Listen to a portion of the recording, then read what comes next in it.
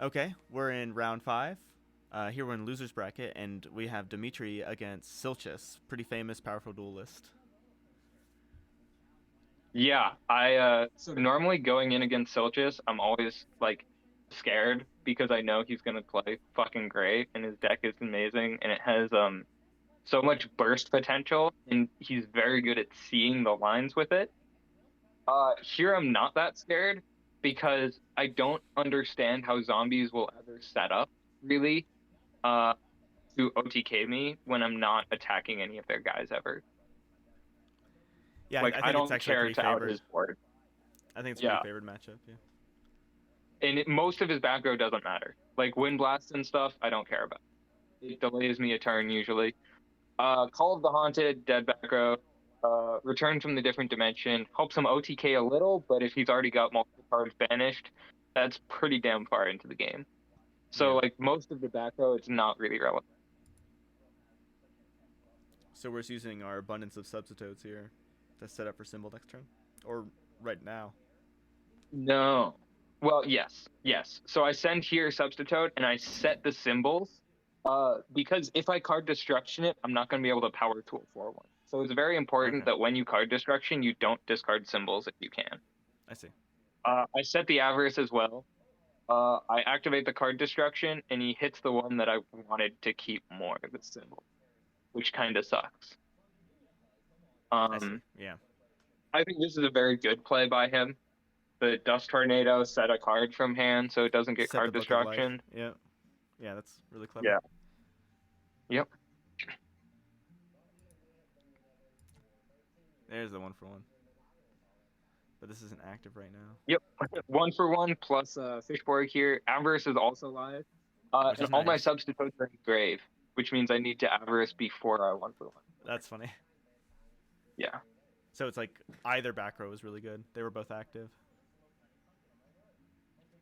Uh, yeah.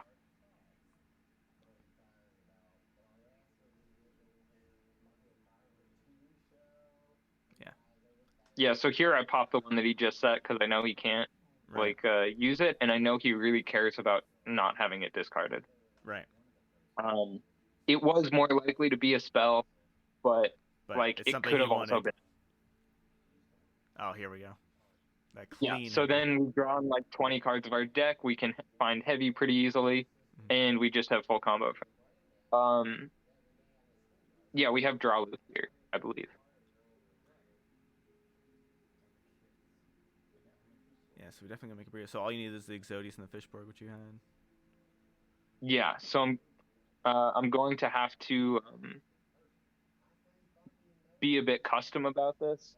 Yeah, so I have to do Yeah. this Okay. Yeah. There we path go. to get the draw going. But then it's going.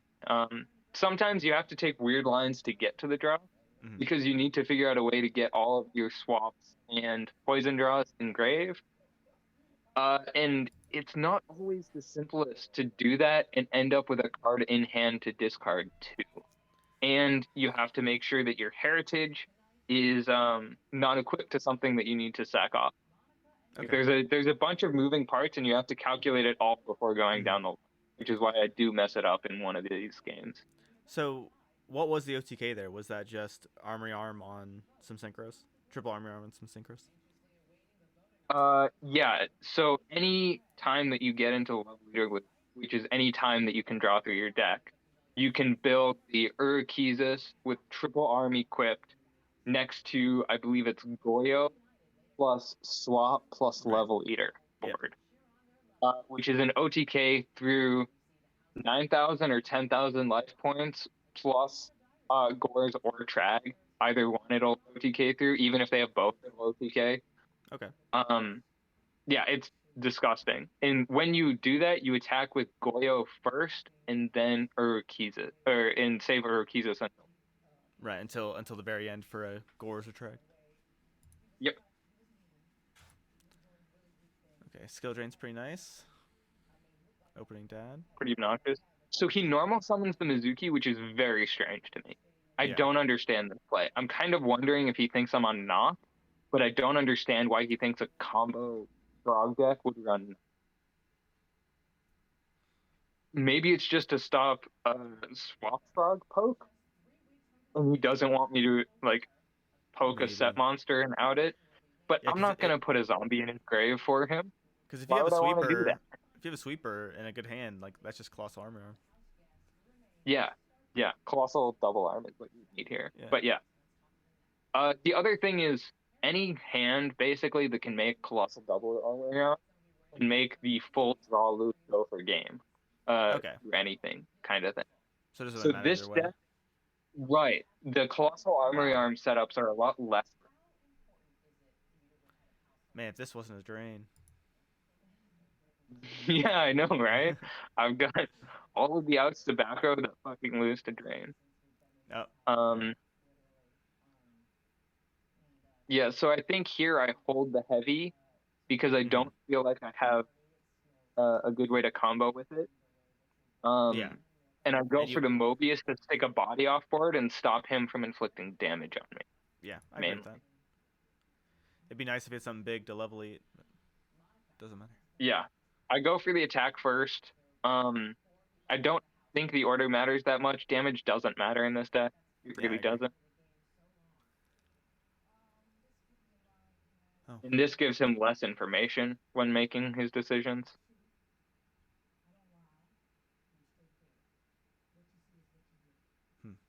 Yeah, so he just has an OTK here. Yeah. Which it's a pretty sick OTK. Yeah, that was a good one. Like that. Okay, he has everything. Sure, that happened. But notice that happened as soon as zombies hit his grave, right? Right. So Yeah. the whole game plan of like just don't attack anything ever works pretty well until you get too low on life points to be able to. But it gives me like a good 3-4 turns or whatever. This game was, I believe, the game that I fuck up, right? I think I have enough cards here to go for the power tool into Brio play. Because usually if you can find Fishborg, Substitute, and Eater, you can always do this. I was one card short of being able to. I see. And I'm not sure if I messed up the line or if this just wasn't a line I could take. But I couldn't figure out at some point how to do it. I see. That feels pretty bad.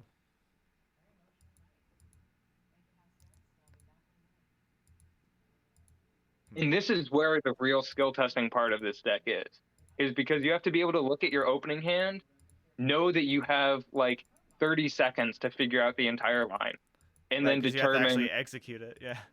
right, do I have enough cards to go for power tool into like summon dupe, send it to grave, add back Desfrog, tribute summon Desfrog with my extra normal summon. Did I get an extra normal summon?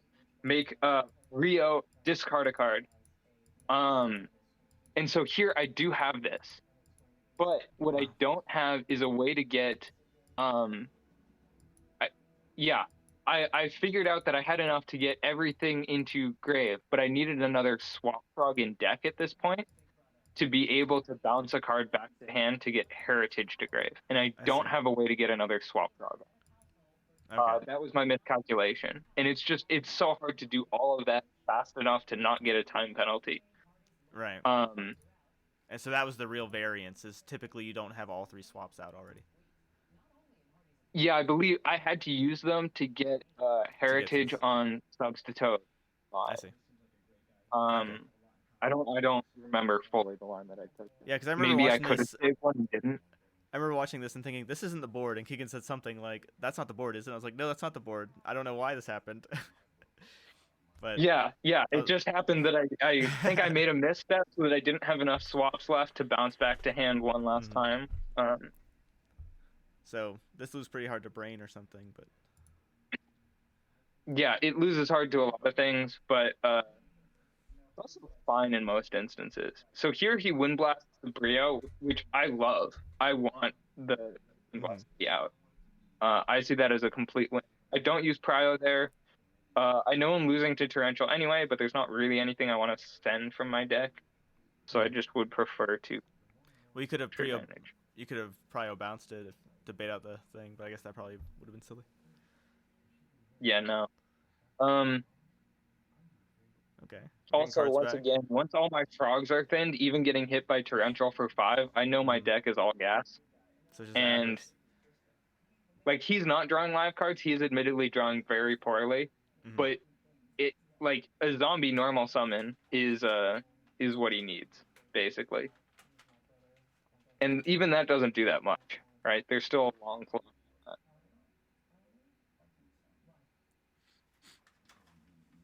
So yeah, I was very lucky that he didn't have a lot of aggression alongside that torrential for 5.